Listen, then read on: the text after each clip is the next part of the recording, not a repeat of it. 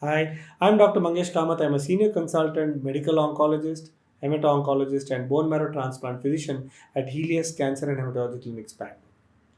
The topic of discussion that I would like to touch upon is on cancer, which is not often discussed, but it is a cancer which is very commonly found in our country and across the world. It is the ovarian cancer. What is ovarian cancer? So, all women have two ovaries in their pelvis, and these two ovaries are responsible for producing eggs, which, when they enter into the uterus, fertilize with the sperm and cause a pregnancy. So, what happens is in older women, once their reproductive age is over, the ovarian, the skin around the ovary or the epithelium around the ovary that we call can actually undergo cancerous changes and can become what is called as ovarian cancer. Ovarian cancer is one of the most difficult to cure cancers that we know. So it is very important that it is diagnosed at the earliest stage, and if diagnosed at the earliest stage, it is treated immediately so that the highest possible cure rates are achieved. It is also important to know that while ovarian cancer can most commonly present with the late stage, in a very small set of cases can present in the early stage because of either a master health checkup or maybe a very highly enlarged ovary, which may be possibly giving rise to some local symptoms. What causes ovarian cancer?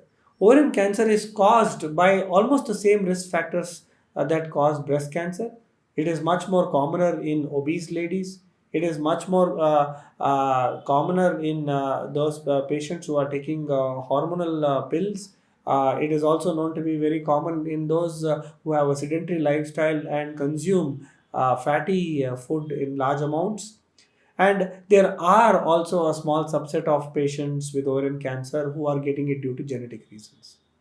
So, while we understand why ovarian cancer is caused, it is also important for us to know how is it treated. So, there are only two modalities of treatment of ovarian cancer, that is by a surgery and by chemotherapy.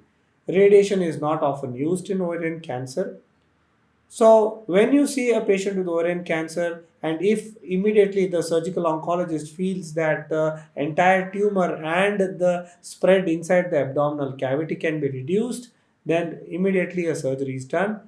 But after a surgery, it is important to note that removing all the visible tumor is not enough. There could be small microscopic tumors inside the abdominal cavity, or some tumor cells may also have gone into the bloodstream, due to which chemotherapy is definitely required.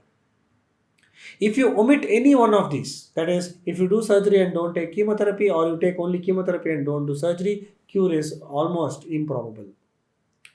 It is very important to know that the decision to treat a patient with ovarian cancer is taken by teamwork, a teamwork between the surgical oncologist and a medical oncologist, so that we can achieve the best outcomes. For further information, you can always contact us. We will definitely be able to give you a lot more information. Visit www.helioscancerhematology.com and you will get a lot of details about ovarian cancer. Thank you very much.